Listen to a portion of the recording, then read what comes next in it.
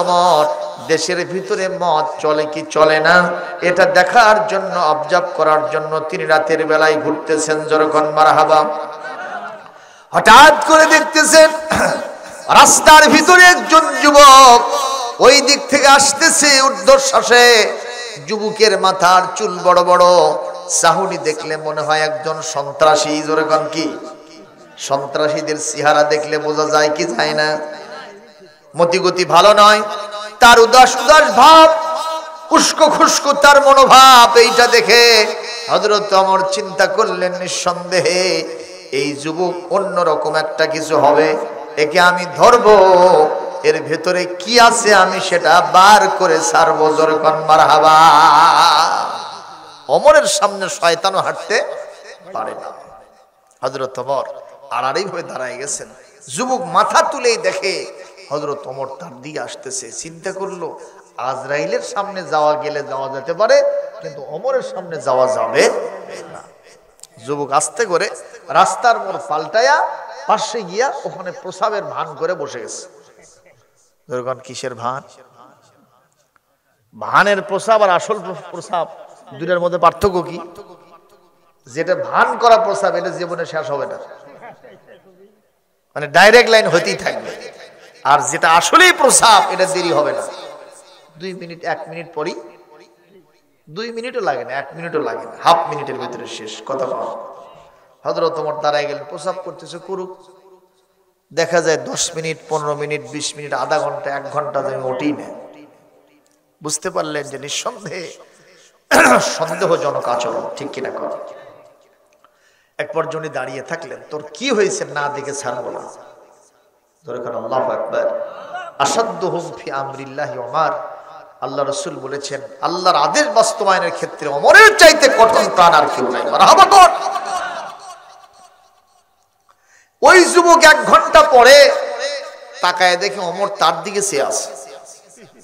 চিন্তা করলো আরো যদি দেরি করি অপরাধের পাল্লা ভারী হবে।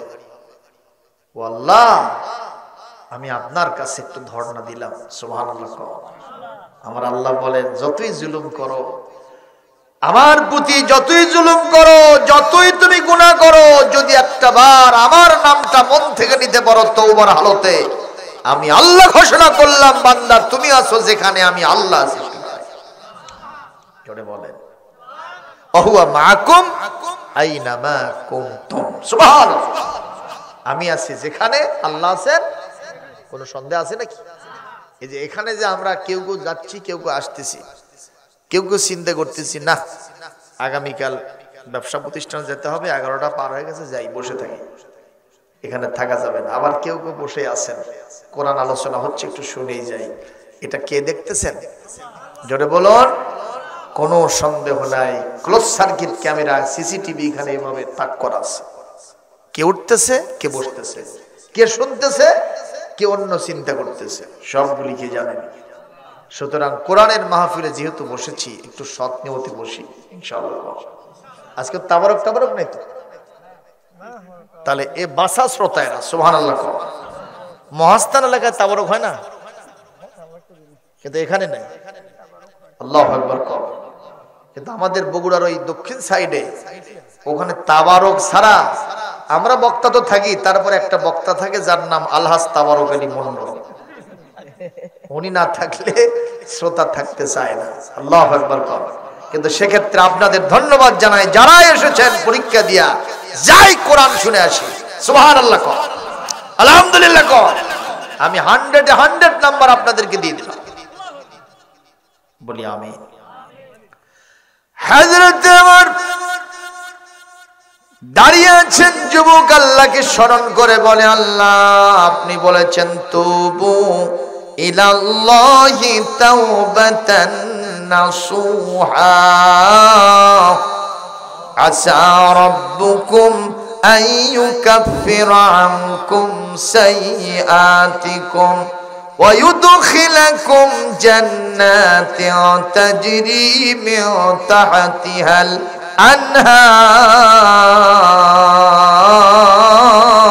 আনহার।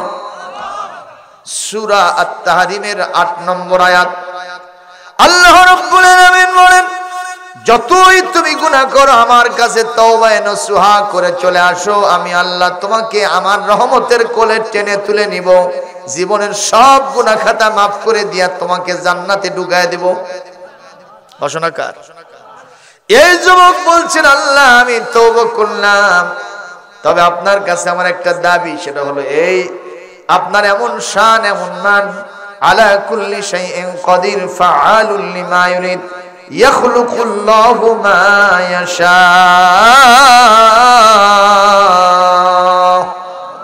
আপনার সম্মান হলো আপনি যা ইচ্ছা তাই করতে পারেন, শুধু তাই না আপনি যা ইচ্ছা তা বানাতে পারেন। আপনি সাগরকে নগর, নগরকে সাগর, আমিরকে ফকির, ফকিরকে আমির আপনি বানাতে পারেন। কতক্ষণ ঠিক না ঠিক? সুতরাং আল্লাহ আমি তওবা করেছি, তবে একটা শর্ত আপনার কাছে, আমার এই হাতের ভিতরে আছে একটা মদের বোতল। কিসের বোতল? আমি ওমরের সামনে এই বোতল নিয়ে যাইতে পারবো না, ওমর আমাকে শাস্তি দিবে, কোনো ছাড় হবে না। সুতরাং আমি ওমরের কাছে যখন যাব, আমার এই বোতলটাকে আমি চাদর দিয়ে ঢেকে নেব। ওমর যখন জিজ্ঞেস করবে, যুবক রে তোর হাতের মধ্যে ওটা কিসের বোতল? আমি বলবো দুধের বোতল। ওমর তো না দেখে ছাড়বে না। সুতরাং ওমরের সামনে যখন আমার এই চাদরটাকে জালু আফরুজ করব, এখান থেকে উঠায় ফেলবো, উনি যেন অবশ্যই এটা দুধের বোতল হিসেবে দেখতে পায়, এই রকম ক্ষমতা অবশ্যই আপনাকে দেখাতে হবে। আমার ভাইরা, হযরত ওমর দাঁড়িয়ে আছেন, যুবক আস্তে আস্তে উঠতেছে ঘরমুক্ত হয়ে, আর এই বোতলটাকে চাদর দিয়ে আবৃত করেছে। আল্লাহু আকবার কর। এক পর্যায়ে আপনারা কি মনে করেন আল্লাহ মদের বোতলটাকে দুধের বোতল বানাতে পারে না? এটা যখন পারে কি পারে না? এই মুহূর্তে হযরত ওমর রাদিয়াল্লাহু তাআলা আনহু দাঁড়িয়ে আছেন, যুবক আস্তে আস্তে ওমরের দিকে আসতেছে, ঘরমুক্ত হয়ে গেছে।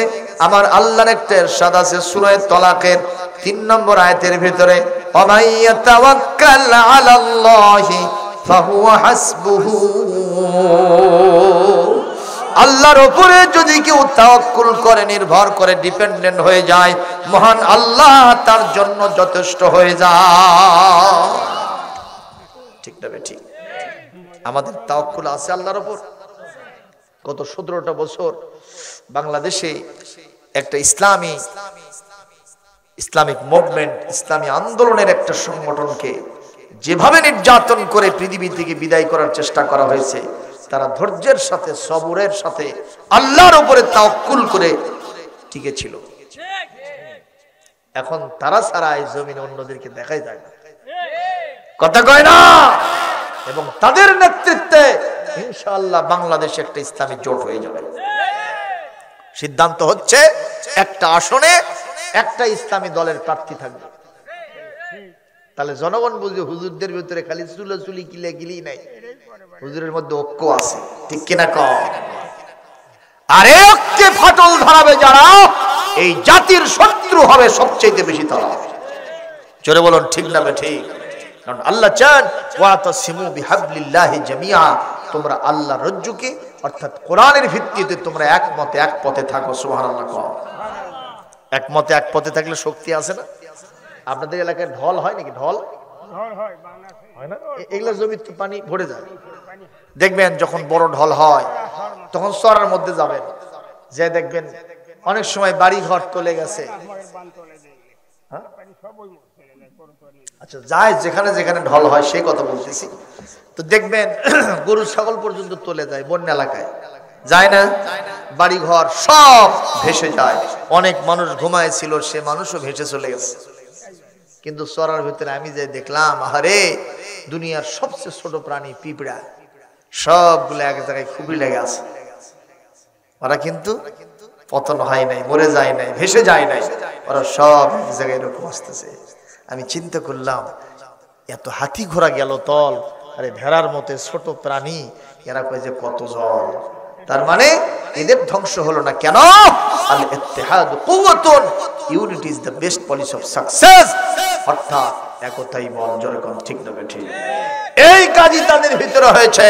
সুতরাং আমি আজকে এই মাহফিলে কোরআন হাতে রেখে বলছি, বাংলাদেশের পীর মাশায়েখ, বাংলাদেশের তাবলীগ জামাত, বাংলাদেশের ইসলামী আন্দোলনের যত সংগঠন আছে, কওমি মাদ্রাসা, আলিয়া মাদ্রাসা, সবাই মিলে যদি একমতে এক পথে থাকে, আগামী বছরেই বাংলাদেশে ইসলামী অনুশাসন, কোরআনের রাজ কায়েম হবে। কেউ ঠেকাতে পারবে না, পারবে না, পারবে না। আপনারা চান কিনা? আগে দেখবেন ওই যে যখন বাতি দিয়ে আমরা রাতের বেলায় ভাত খেতাম, ল্যাম্পু দিয়ে সলতে দিয়ে, ঠিক না? তা আমি দেখছি আমরা 6 ভাই তো আর 2 বোন। আমার আম্মা ভাতটা রেডি করছে, আমরা বসে গেছি চতুর্পাশে, আব্বা বসছে, 2-1 জন যদি ছোট ছোট ছেলেরা চাকর হিসেবে থাকতো তারাও বসছে, প্রায় 8-10 জন বসে গেছি। এখন ওই বাতিটা নিচে থাকার কারণে ওই পাশে থেকে একজন করতেছে, মা এটি আলো আসতেছে না, ঠিক কিনা? তখন মা করলো কি, একটা জিনিস নিয়ে আসে ওই বাতিটা ওর মধ্যে তুলে দিল। বলেন তো ওইটার নাম কি? না না, ওটা হলো গসা। মুরব্বি বোঝে না কেন? ওর নাম কি? ওই গসার উপরে বাতিটা তুলে দিচ্ছে, সঙ্গে সঙ্গে সগলি করছে, না এখন আলো পেয়ে গেছি। সুবহানাল্লাহ কোন? এই কোরআন হচ্ছে আলো, জোরে কোন ঠিক না বেঠিক? কদ জাআকুম মিনাল্লাহি নূরুন ওয়া কিতাবুম মুবিন। সূরা মায়দার 15 নম্বর আয়াত আল্লাহ পাক বলেন, তোমাদের নিকট আল্লাহর পক্ষ থেকে একটা আলো এসেছে এবং স্পষ্ট কিতাব এসেছে, যার নাম আওয়াজ দিয়ে বলুন কি? তাহলে কোরআন যদি বাতি হয় তাহলে কোরআনের একটা গসা লাগবে, মানে আলো নিচে আছে, মনে করেন নিচে আছে। তাহলে এই কোরআনের আলো জ্বালতে হলে, সবার কাছে পৌঁছে দিতে হলে কোরআনটা গসার উপরে তুলে দিতে হবে। আপনারা বুদ্ধি করে কোন তো কোরআনের গসার নাম কি? জোরে বলেন কি? আরো জোরে বলেন কি? সংসদ। জোরে কোন ঠিক না বেঠিক? ও মুসলমান দাঁড়াও, তুমি সাথে নিয়ে যাও কোরআন খানি, ঘোর আধারের বিপদ ছানিতে পথ চলিতে কি পারবে তুমি? ও মুসলমান দাঁড়াও, তুমি সাথে নিয়ে যাও কোরআন খানি। পৃথিবীতে আজ শুধু হাহাকার, আলো নেই কোথাও, আজ শুধুই আধার। কোরআনে দিতে পারে আলোর দিশা, কোরআনে দিতে পারে আলোর দিশা, থাকুক সেথায় যত অন্ধকারী, সাথে নিয়ে যাও কোরআন খানি। ও মুসলমান দাঁড়াও, তুমি সাথে নিয়ে যাও কোরআন খানি। আরো জোরে কোন মারহাবা। আবার ভাইরা, এই মুহূর্তে ওই যুবক হযরত ওমরের কাছে হাজির। হযরত ওমর রাদিয়াল্লাহু তাআলা আনহু তিনিও তাকে জিজ্ঞেস করতেছেন, যুবক রে, এতক্ষণ ধরে তুই ওখানে প্রসাবখানায় বসেছিলিস, আমি তো অনেকক্ষণ দাঁড়িয়ে আছি। যাক সে কথা, এতক্ষণ ধরে কি তোর প্রসাব করা লাগে? আমি ওইটা জিজ্ঞেস করি না। যুবক তাড়াতাড়ি বলো, মা ফিয়াদিক, তোমার হাতের মধ্যে ওটা কি? যেখানে গিয়ে বাঘের ভয় সেখানেই রাত্রি হয়, ঠিক কিনা? আসল জায়গায় হাত দিয়েছে। যুবক বলছে, ওমর, আপনার ভাবসাব দেখে মনে হয় আপনি চিন্তা করেছেন কোন নিষিদ্ধ বোতল আমার কাছে আছে। আপনার দেশে নিষিদ্ধ কোন বোতল নিয়ে কোন যুবক হাঁটবে, এটা আপনি কেমনে মনে করেন? তাহলে তোমার হাতের ভিতরে ভালো হালাল তরিকার কোন বোতল আছে, এটা তুমি বুঝাতে চাও? বলে হ্যাঁ। কি সেটা? কয়, আমার হাতের ভিতরে আছে দুধের বোতল। যেই বলেছে দুধের বোতল, হযরত ওমর বলতেছেন, যুবক, তোর দুধটা সাদা না কালো? আমি একটু দেখি তো। আপনার দেশের দুধ কি কালো হয়? যুবক, দেখি তো তোর দুধটা সাদা না কালো? যুবক বলতেছে, ওমর, আমার সাথে কখনো ঠাট্টা বিদ্রোহ করবেন না। আমি মিথ্যা কথা বলি না, আমি সব সময় সত্য কথা বলি। বলেন তো যুবক, কার উপরে নির্ভরতা অবলম্বন করেছেন? আল্লাহ বলেন, আমার উপরে যারা নির্ভর করে আর যারা তওবায়ে নসুহা করে জীবনে সেই খারাপ কাজের কাছে যাবে না বলে দৃঢ় সিদ্ধান্ত নেয়, এই লোকের সাথে আমি আল্লাহ থাকি যথেষ্ট হয়ে যায়। এই মুহূর্তে যুবক থরথর করে কাঁপতেছে, কপাল থেকে ঘাম পড়ে যাচ্ছে।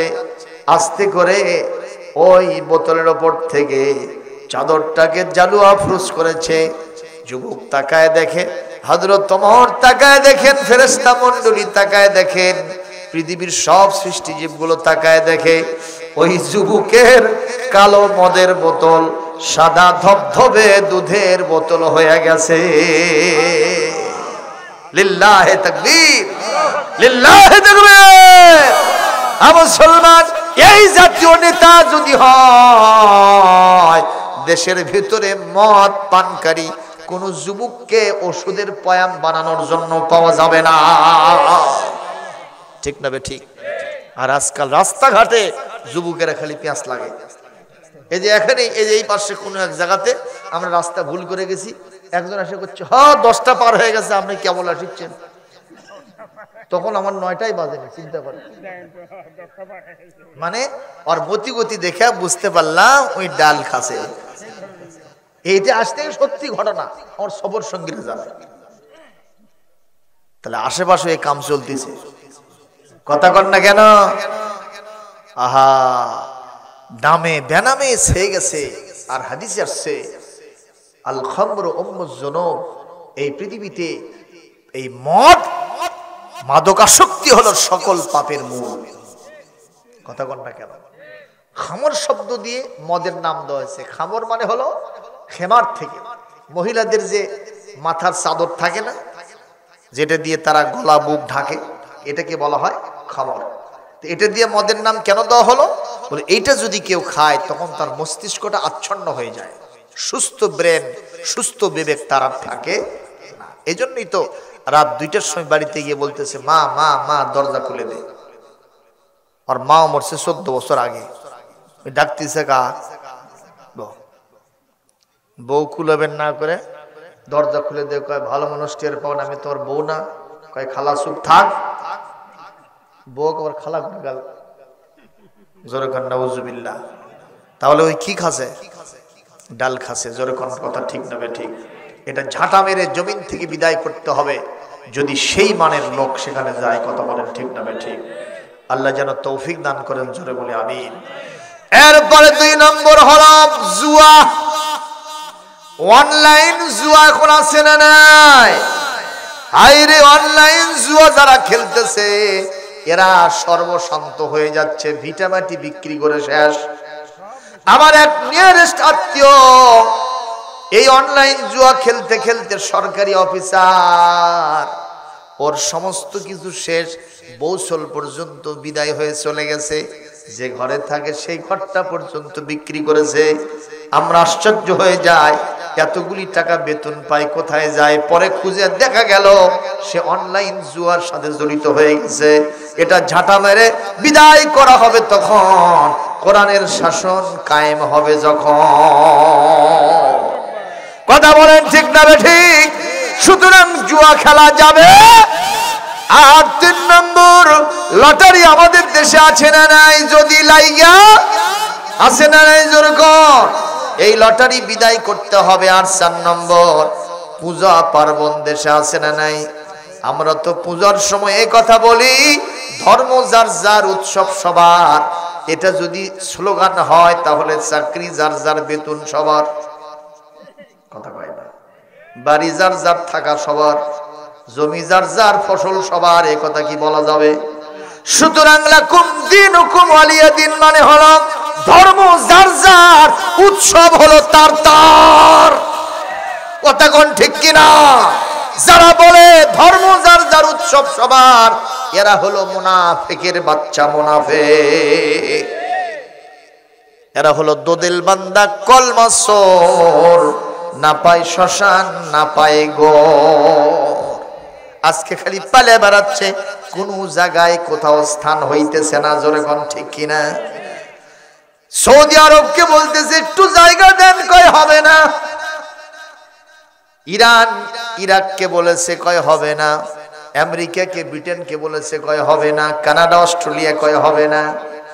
এখন দাদা বাবুদের কাছে আছে আমাদের মরহুম আল্লামার ভবিষ্যৎবাণী অনুযায়ী এমন অবস্থার সৃষ্টি হবে ইন্দুরের গর্ত পালানোর জন্য খুঁজে পাবা না।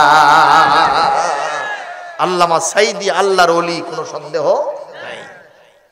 যারা বলেন আল্লামা সাইদি রাজাকার, ওরাই হলো রাজাকারের বাচ্চা। ঠিক কিনা? এই কথা বলার জন্যই তো পতন হলো। চাইতে আসলাম, অধিকার হয়ে গেলাম, তুমি কে আমি কে, কথা কয় না, বললো না চল বল, চলে গেল দুনিয়ার থেকে। আমার ভাইরা, এই কারণে আমরা এইসব কথায় বিশ্বাস করব না। আল্লামা দেলোয়ার হোসেন সাইদি একজন আল্লাহর ওলি, তাতে কোনো সন্দেহ নাই। কারণ কারামতুল আউলিয়া হাক্কুন, ওলিদের কারামত হলো সত্য। তারা যা যা বলে আল্লাহর রহমতে সেটা ফলে যায়। সুবহানাল্লাহ। সুতরাং এই চারটা কাজের সাথে থাকলে শয়তানের সাথে থাকা হয়, আল্লাহর সাথে থাকা যায় না। আর একটা কাজ আছে, সেটা হলো আল্লাযীনা ইয়াকুলুনার রিবা লা ইয়াকুমুনা ইল্লা কামা ইয়াকুমুল্লাযী ইয়াতাখাব্বাতুহুশ শাইতানু মিনাল মাস। জোরে করে আল্লাহু আকবার, আরো জোরে করে আল্লাহু আকবার। ذلك بأنهم قالوا إنما البيع مثل الربا وأحل الله البيع وحرم الربا। আল্লাহ বলেন যারা সুদ খায় এরা শয়তানের সাথে বন্ধু বানায়। কথা কোন ঠিক না বেঠিক? এরা বলে কি জানেন, ব্যবসা বাণিজ্য আর সুদ দুটো হলো একই জিনিস। এটা কি তাই হবে? আল্লাহ বলেন আমি ব্যবসাকে হালাল করেছি আর সুদকে করেছি হারাম। জোরে কোন কথা ঠিক কিনা? এই ওয়াজটা শুনে অনেকে কয় ইসলামী ব্যাংক, ওরাও খায় কিন্তু ঘুরে খায়। কথা কয় কিনা? আমরা বলি ইসলামী ব্যাংক সুদি কারবার করে না, ওরা ব্যবসা করে। কয় যত কথা কন হুজুর, আপনাদের কথা মানতে রাজি নাই, ওরাও খায় একটু ঘুরে খায়। আমরা তখন বলি ইসলাম তো ঘুরে খাবারই চায়। কথা কয় না? একটা বাপের দুইটা বেটি, কয়টা? কথা কয় না? কয়টা বেটি? একটার সাথে আপনার ইজাব কবুল মহরানা দেওয়ার মাধ্যমে সাক্ষীর সামনে বিয়ে হলো, ওই বিবি ওই মেয়েটা আপনার জন্য হালাল না হারাম? কথা কয় না? হালাল না হারাম? আপনি তার সাথে মাতামাতি করবেন, আপনি তার সাথে সহবাস করবেন, এটা গুনাহ তো হবেই না, বরং সব দিয়ে আপনি মালামাল হয়ে যাবেন। সুবহানাল্লাহ। আর পার্শ্বে যেটা থাকলো ওটা কি কি কয়? এই এলাকার লোক জানি না, মোটর সাইকেলের পেছনে দাবড়ায়। জোরে কোন ঠিক না বেঠিক? তাকে কি কয়? শালি। ওই শালিকে আপনি কি ব্যবহার করতে পারবেন? তার দিকে তাকাতে পারবেন? তার গায়ে হাত দিতে পারবেন? তো ওটা না ঘুরে খালেন তাই তো জায়েজ হলো। কথা কন না কেন? আর আরেকটা ঘুরে খান নিয়ে জন্য না জায়েজ। কথা বলতে হবে ঠিক কি না? অনুরূপ ভাবে আল্লাহ পাক বলছেন ব্যবসা করতে হলে একটু ঘুরে খাওয়ার মতই হবে, এটা আমার জন্য জায়েজ। আর যেটা সরাসরি খাওয়া সেটা নাজায়েজ। জোরে বলেন আল্লাহু আকবার। মন খারাপ করলেন কিনা? এগুলো বুঝতে হবে। সুদের সাথে জড়িত হওয়া যাবে না। একটা লোক খাওয়া দাওয়া করে মাছ গোস্ত ফল ফলাদি শাক সবজি ভাত খেয়ে তার শরীরটা মোটা তাজা হলো, এটা ভালো না খারাপ? আর একটা লোক কিছু খায় না, ওর গাওয়াত ধরছে পানি। কি ধরছে? ওই কিন্তু ওর থেকে আরো বেশি মোটা হচ্ছে। হয়েছে না হয়নি? এই যে পানিয়া রুগী, এ যদি কয় যে না তুই মোটা হয়েছ, তোর চেয়ে ভালো মোটা আমি হয়েছি রে, এটা কি ওর লক্ষণ ভালো? যখন ভালো, যারা বৈধ ব্যবসা করে বড় লোক হয় তাদের একটু হয়তো কম কিছু হবে, বাড়ি ঘর অত বড় লম্বা চড়া হবে না, হ্যাঁ, সামান্য গাড়ি বাড়ি হবে, হ্যাঁ, একটু সামান্য কিছু দিয়ে দিনহীন ভাবে চলবে। আর একজন সুদের ব্যবসা করে মাল্টিস্টেট বিল্ডিং এর মালিক হবে, গাড়ির মালিক হবে, অনেকগুলো বিবির মালিক হবে। কথা কন না কেন? সোনার সেন পড়বে, শরীরটা মোটা তাজা হবে, বুঝতে হবে ওর গায়ে পানি ধরছে। কথা কন ঠিক কিনা? সুতরাং সুদ খাবো না, ঘুষ খাবো না, হালাল ব্যবসা করব, হারাম ব্যবসার ধারে কাছে যাব না। এর মাধ্যমে যতটুকু মোটা তাজা হব এটাই জান্নাতের জন্য যথেষ্ট। জোরে কোন সুবহানাল্লাহ। আমার কথা কি বুঝে আসলো? কোনো সমস্যা হলো বুঝতে? সুতরাং সুদের সাথে থাকা যাবে না। এরপরে আসেন আরেকটা হলো জিনা। আরেকটা কি? জিনা। কোরআনে আসছে ওয়ালা তাকরাবুজ জিনা ইন্নাহু কানা ফাহিশাতাও ওয়া সাআ সাবিলা। জোরে বলেন না কেন? আল্লাহ পাক বলেন জিনা করা তো দূরের কথা, জিনার নিকটেও যাওয়া যাবে না। জিনার চাইতে নিকৃষ্ট পথ এবং পন্থা একটাও হতে পারে না। জোরে কর নাউজুবিল্লাহ। সুতরাং জিনা যারা করবে, এই ব্যভিচার নারী ধর্ষণ যারা করবে, নির্যাতন যারা করবে, এরাও শয়তানের সাথে থাকবে। ঘোষণাকার এইটা ছেড়ে দিতে হবে। জিনা বন্ধ হবে তখন পর্দার বিধান জাতীয় সংসদ থেকে পাশ হবে যখন। কথা কয় না? সত্যিকারে বলছি, কোরআন হাতে রেখে আল্লাহ বলেন করনা ফি বুয়ুতিকুন্না ওয়ালা তাবাররাজনা তাবাররুজাল জাহিলিয়াতিল উলা। জাহালতের যুগের নারীদের মতো উলঙ্গপনা করে, বেহায়াপনা করে, পাতলা ফিনফিনে আটো সাটো পোশাক পরে, ওড়না যদিও পড়ো সেটা আবার গলায় পেঁচায় নিয়ে রাস্তাঘাটে ঘুরে বেড়াও, স্পর্শকাতর অঙ্গগুলি বের করে। এটা শয়তানের অপবিত্র কাজ। এখান থেকে তোমরা বিরত থাকো, বাইরে বেরিয়ে না। বরং যদি প্রয়োজন না হয় বাড়ির ভিতরে গৃহাভ্যন্তরে অবস্থান করো। আর বাইরে যদি যেতে হয় শুধু 3 পিস দিয়ে হবে না, 5 পিস পরে বের হতে হবে। বিধান কাজ যায় তাকে আমরা কয়টা পিস দেই? জোরে কর। আর যখন জিন্দা থাকে তখন কয়টা দিলাম? 3টা। কামটা কি সিধা হলো না উল্টো হলো? কারণ মরা মহিলাকে কেউ কি বিয়ে করবে? সে যদি বিশ্ব সুন্দরী হয় তার দিকে কেউ কখনো আসারও পড়বে না। জোরে কর ঠিক কিনা? কারণ 2 দিন যাওয়ার পরে ওটা লাশ হয়ে যাবে এবং পচে যাবে। ঠিক কিনা বলে? কবরে যাওয়ার পরে আমাদের শরীরটা কি এরকম থাকবে না, পচে গলে যাবে? কবি বলছে 6 দিন পরে নখ খসে যাবে, 9 দিন পরে চুল। কবর গাহের সামান নিতে কইরো না কেউ ভুল। কবর জায়গা ভালো নয়, কবর জায়গা ভালো নয়, কবর জায়গা ভালো নয়। আমল দিয়ে কবর গৃহ সাজিয়ে নিতে হয়। ঠিক না বেঠিক? 17 দিনে পেট ফেটে শেষ, পোকার খাদ্য হবে। 7 দিন পরে গোশ থাকবে না, কঙ্কাল পরে রবে। ঠিক কিনা? 90 দিন হাড়গুলি সব, 90 দিনে হাড়গুলি সব আলাদা হয়ে রয়। কবর জায়গা ভালো নয়, কবর জায়গা ভালো নয়, কবর জায়গা ভালো নয়। আমল দিয়ে কবর গৃহ সাজিয়ে নিতে হয়। 6 দিন পরে নখ খসে যাবে, 9 দিন পরে চুল। কবর গাহের সামান নিতে কইরো না কেউ ভুল। কবর জায়গা ভালো নয়, কবর জায়গা ভালো নয়, কবর জায়গা ভালো নয়। আমল দিয়ে কবর গৃহ সাজিয়ে নিতে হয়। জোরে বলুন কথা ঠিক কিনা? সুতরাং মরা মানুষের কোনো দাম, তাকে দিলাম 5 পিস। আর যারা বসে আছে চলাফেরা করতেছে, তাগড়া যুবতী সিনেতারে হাঁটতেছে, তাকে দিলাম 3 পিস। সিধা না উল্টো? শুধু তাই না, আমরা বড় গাছে টোপা দেই, ছোট গাছে টোপা দেই না। অথচ ছোট গাছই দেওয়া লাগবে। লকলকা যে গাছ, এটা ছাগল ভেড়া খাবে। ঠিক কিনা কর? একে দিতে হবে টোপা, চতুর্দিকে বেড়া। ঠিক কিনা কর? আর যেটা 50 বছর 100 বছর বয়স হয়েছে, ওই গাছে কোনো টোপা দেওয়ার দরকার নাই। কিন্তু আমরা কি করতেছি?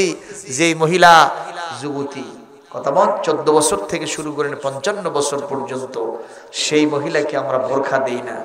যে দাদি, যে নানি নিষ্কর্মা বয়সে পৌঁছে গেছে, তার হালে গেছে, যুবক তার দিকে আসারও পড়বে না, এই মহিলাকে আমরা জম্মের মতো পোশাক পরাইছি। কথা কয় না? অথচ কোরআন বলছে তোমরা যারা যুবতী মেয়ে তোমাদেরকে এমন বোরকা পড়তে হবে যা দিয়ে তোমাদের আপাত মস্তক ঢেকে যাবে, সুবহানাল্লাহ। আর বুড়ি মানুষের ব্যাপারে বলা হয়েছে সূরা নূরের 60 নম্বর আয়াতে, যারা বুড়ি তারা ইচ্ছা করলে বোরকা পড়তেও পারে, আবার ইচ্ছা যদি না করে বোরকা নাও পড়তে পারে। তবে বোরকা পরাটা ভালো, সুবহানাল্লাহ। কিন্তু যদি না পড়ে তাদের দ্বারা সমাজে কোনো ফিতনা হবে না। এই জন্য আমরা একটা সিদ্ধান্ত নিয়েছি, আগামী জাতীয় সংসদে যদি কোরআনের লোকেরা যায়, ইনশাআল্লাহ সেখান থেকে সূরা নূরের এবং সূরাতুল আহজাবের আয়াতগুলি দিয়া জাতীয় সংসদ থেকে গেজেট আকারে আইন পাস করে দেওয়া হবে এবং সেটা মনিটরিং করা হবে। বাংলাদেশে কোন নারী রাস্তাঘাটে বেপরদায় ঘুরতেছে তাকে ধরে জেল দেওয়া হবে। তাতে কি ভালো হবে? হ্যাঁ, ভালো হবে না? ইনশাআল্লাহ কোন নারীকে আর কখনো বেপরদায় দেখা যাবে না। আর নামাজের বিল পাস করাবো ওখান থেকে, সুবহানাল্লাহ। ইনগ্রাল সেশন যেটা উদ্বোধনী অধিবেশন, সেই অধিবেশনে নামাজের বিল পাস হবে, সুবহানাল্লাহ।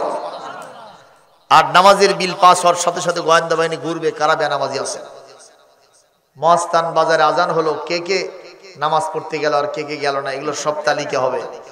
ধরে নিয়ে দাউনে গেতে নিয়ে চলে যাওয়া হবে জেলখানায়। কোনখানায়? যখন কি ওটা শ্বশুর বাড়ি না, ওখানে নিয়ে যাওয়া হবে, 6 মাস জেল দেওয়া হবে। এই সংবাদ যদি প্রচার হয়, নামাজের জন্য মসজিদে রাত 3টার সময় আসে ওই ওযু করে বসে আল্লাহ আল্লাহ জিকির শুরু করে দিবি। মুয়াজ্জিন কবি উঠিস না একেবারে, মুয়াজ্জিন কত তোর মাথা খারাপ হচ্ছে, এখন বাজতেছে কেবল 3টা, এখনো 3 ঘন্টা টাইম আছে কমাস কম, জোরে কোন ঠিক কিনা? আর তুই এখনই ডাকিস, তার মানে কি ভাই না দরজাটা খুলে দে না, আল্লাহ আল্লাহ জিকির করি রে। এরকম হতে আবার এমনও হবে যে ওযু ছাড়াই নামাজ সাইজ করবে, জোরে কোন ঠিক না ভাই? ঠিক, মানে পুলিশের ভয়তে, মারের ভয়তে নামাজ শুরু করে দেবে। আপনারা প্রশ্ন করবেন, হুজুর এটা তো পুলিশের ভয় হলো, আল্লাহর ভয় হলো না। কিন্তু পুলিশের ভয় একদিন শুরু করলো, দেখবেন সপ্তাহ পড়লো, পক্ষকাল ব্যাপী পড়লো, 1 মাস পড়লো, 40 দিন যেতে না যেতে নামাজের এত আকর্ষণ ভেতরে পয়দা হবে, ওরে রিমান্ডে নিয়ে সাইজ করলো, নামাজ ছাড়বে না, সুবহানাল্লাহ। এই জন্য এই কায়দা করা হবে, সুবহানাল্লাহ। এমন অবস্থা হবে রাতের বেলায় ফজরের আজান যখন হয়েছে, আসসালাতু খায়রুম মিনান নাওম, নামাজ হইতে কি ভালো? ঘুম ভালো নাকি? না ঘুম থেকে নামাজ ভালো? ও মুসলিম, তুমি ঘুম ছাড়ো, নামাজ ধরো, জোরে কোন ঠিক কিনা? কিন্তু শীতের ভিতরে আব্দুল করিমের বাপ খালি ল্যাপ পেঁচাচ্ছে পাও দিয়া। ওর স্ত্রী এসে বলতেছে, হে আব্দুল করিমের বাপ, তুমি নামাজ পড়তে যাবা না? ও এরকম ও করতে থাকে, ওঠে না। এক পর্যায়ে এসে বলতেছে, তুমি কি ফজরের জামাতে যাবা না? 6 মাস জেল খাটবা।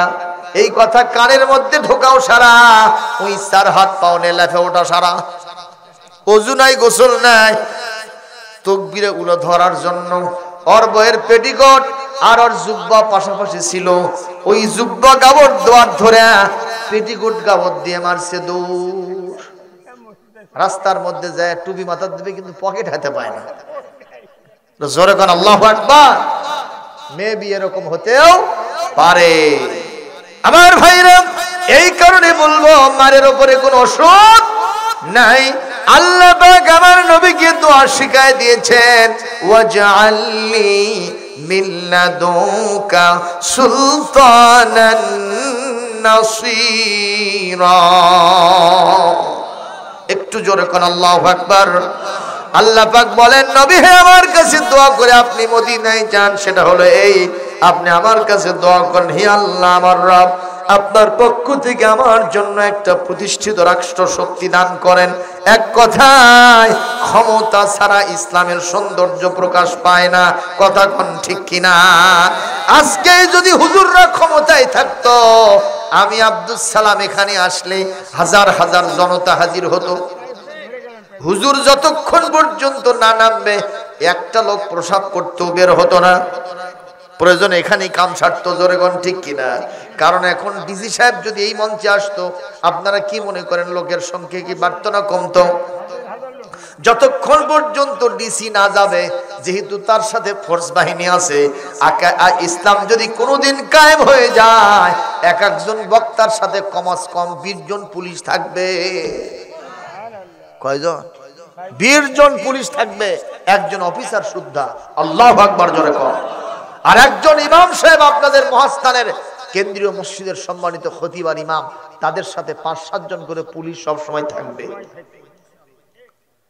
এটা সৌদি আরব গেলে যারা আপনারা ওমরা হজ করতে গেছেন তারা দেখে আসছেন, দেখেন নে, একা একা যায় না, পুলিশ প্রহরায় তারা নামাজ পড়তে যায়। সুবহানাল্লাহ জোরে কর।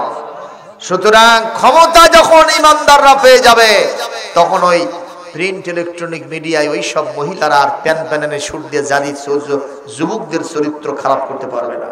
তখন আমরা কোরআনের গান, ইসলামের গান, আল্লাহ রসুলের গান আমরা সংসদ থেকে বিভিন্ন মিডিয়াতে প্রচার করতে থাকবো। সুবহানাল্লাহ।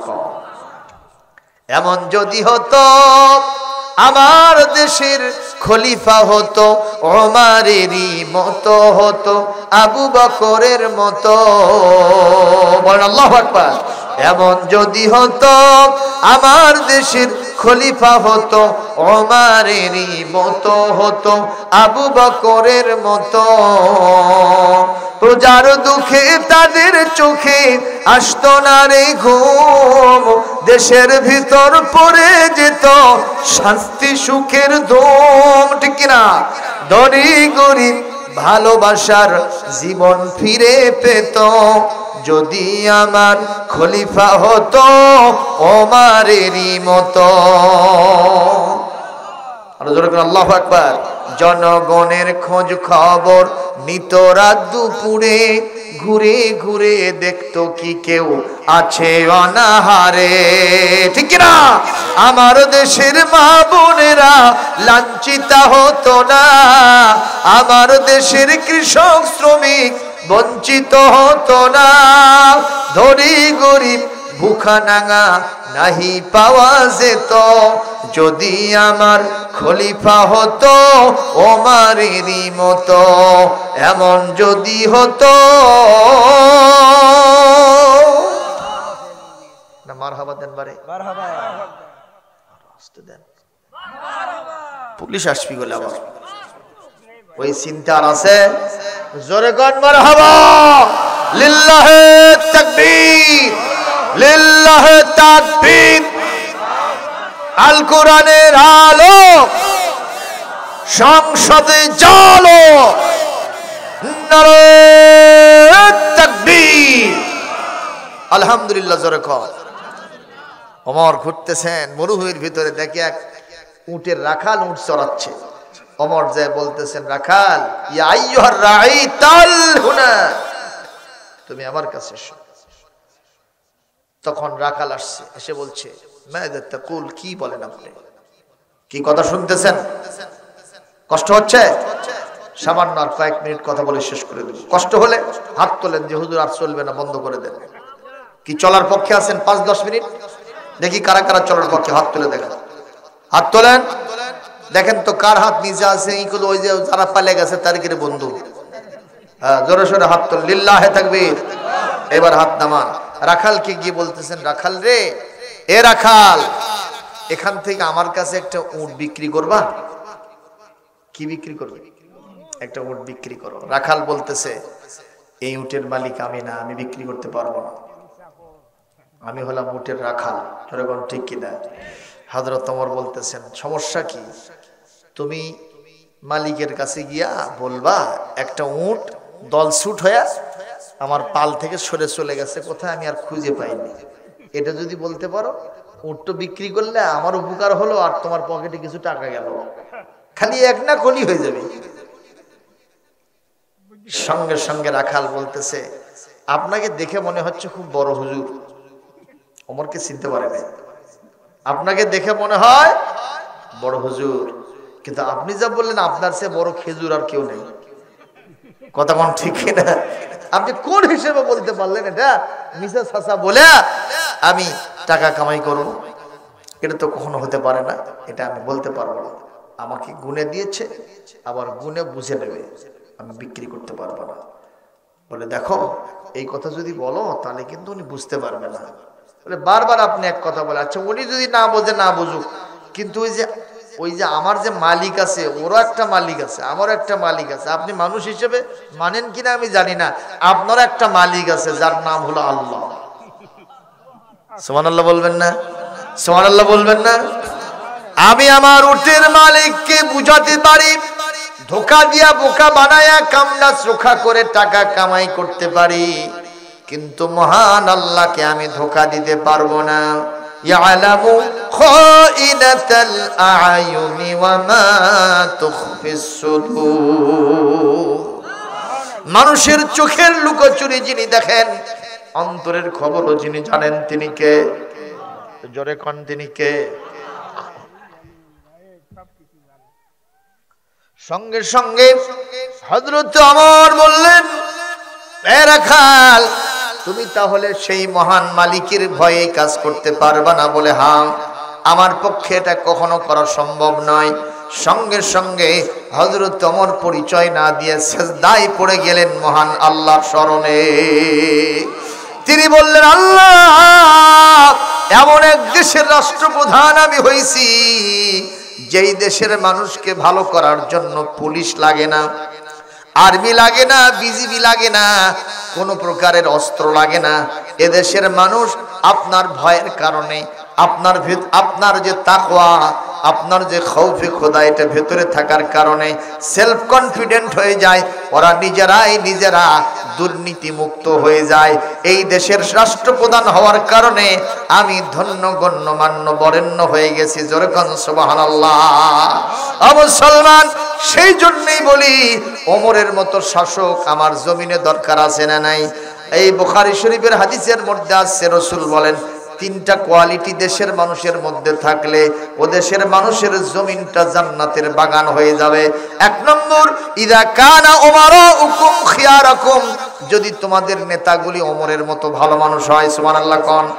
আর দুই নম্বর, ওয়া ইদা কানা আগনিয়াউকুম সুমাহাআকুম, তোমাদের ধনী মানুষেরা যদি তারা দানবান দানশীল হয়ে যায়। যেরকম সুবহানাল্লাহ।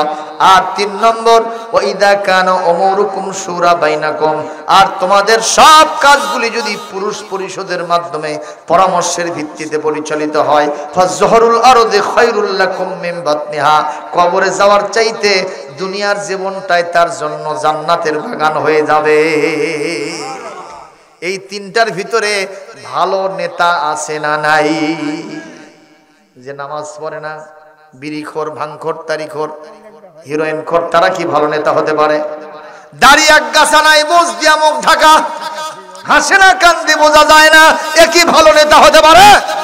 রাসূল বলেন, ওয়াফুল্লুহা, তোমরা দাড়িগুলো লম্বা করো, কাসুর শারে, মোজগুলোকে কেটে খাটো করো। আর আমাদের নেতাদের মোষের ঝুল হলো বড়। এই যে বাংলাদেশে কল্যাণ পার্টির একটা চেয়ারম্যান আছে, যার নাম হলো মেজর জেনারেল ইব্রাহিম। এখন এমন লুক আছে, আর খুঁজে পাওয়া যাচ্ছে না। এত বড় বড় মোষ, বড় বড় কথা বলে। গত সরকারের আমলে 7ই জানুয়ারির নির্বাচনে অংশ নিয়েছিল, সবাইকে ধোকা দিয়ে বোকা বানায়া এখন ইন্দুরের গর্ত খুঁজে পায় না। জোরেগণ ঠিক কিনা? এইসব মুসারু দিয়ে কাম হবে না, অবশ্যই দাড়িওয়ালা নেতা হতে হবে। কি কথা বলে হারুন কাকা, সেই চাঁপাইনবাবগঞ্জের কোন দিকে? চাঁপাইনবাবগঞ্জে এদিকে, হ্যাঁ, হাউন, তিনি বলতেছে মিজান আজহারি ধর্মের ব্যবসা করতেছে, ওর গালত এক গাছা দাড়ি নাই। নাউজুবিল্লাহ। তার বউ আবার পাপিয়া, জীবনে কোনোদিন মাথায় কাপড় দেয় না, এখন মাথার কাপড় দিয়ে আজহারের বিরুদ্ধে বক্তব্য দিচ্ছে। এরা হলো ধর্ম ব্যবসায়ী। জোরে কোন কথা ঠিক কিনা? যারা ধর্মকে ভোট পাওয়ার জন্য ব্যবহার করে, এরাই হলো ধর্ম ব্যবসায়ী। ভোটের আগে পাঞ্জাবি, ভোটের আগে টুপি, আসরের নামাজ 3 বার পড়ে। এক কর্মী করছে 3 বার করে হলো, দেরি করে আরো হতে পারে, কারণ আমি যেখানে যাব দেখাবো আমি নামাজ পড়ি। নামাজিদেরকে ধোকা দিয়ে বোকা বানায় ভোটগুলো কামাই করবে। এরা হলো ধর্ম ব্যবসায়ী। জোরে কোন ঠিক কিনা? মিজান আজহারি সহ বাংলাদেশের আলেমরা ধর্মের ব্যবসা করে না, তারা ধর্ম চর্চা করে, তারা ধর্ম জীবন দিয়ে মেনে চলে।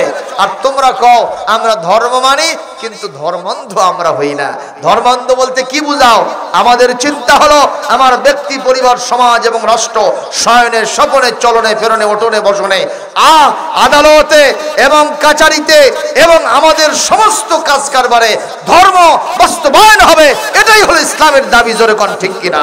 এটাকে যদি তোমরা ধর্মান্ধ বলো, আমরা ধর্মান্ধ হতে রাজি আছি, তাও তোমাদের সাথে একমত হতে রাজি নাই।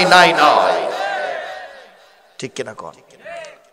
ওরা কয় আমরা নাকি ধর্মান্ধ, ওরা কয় আমরা নাকি সাম্প্রদায়িক, আমরা প্রতিক্রিয়াশীল, আমরা হলো মৌলবাদ। সাইদি সাহেব বলছিল মৌলবাদ করে গালি দিও না, মৌলবাদ মানে গোড়াবাদ। ঠিক কিনা? তাহলে তোমরা গাছের ডালে বসে আছো আগাবাদ, এত জোরে ঝাঁকি মারবো শীতকে যে দিল্লিতে মামু বাড়িতে পড়ে যাবে। জোরে কোন কথা ঠিক না ঠিক? সুতরাং আমি আজকে আপনাদের সামনে আলোচনা যে বিষয়টি করলাম সেটা হলো এই পৃথিবীতে দাসত্ব গোলামি হবে কার? জোরে বলুন কার? 2 নম্বর, শয়তানি শক্তিকে মানা যাবে না ইনশাআল্লাহ। আমরা এই কথায় একমত আছি তো? দাসত্ব গোলামি হবে কার? আর দাসত্ব গোলামির মানে হলো জীবনের সব ক্ষেত্রে আল্লাহর বিধান মেনে চলা ইনশাআল্লাহ। আর 2 নম্বর, শয়তানের সৃষ্টি করা যত মত এবং পথ আছে এগুলো থেকে আমাদেরকে বিরত থাকতে হবে, তাহলেই আমরা আল্লাহর জান্নাতে যেতে পারবো ইনশাআল্লাহ।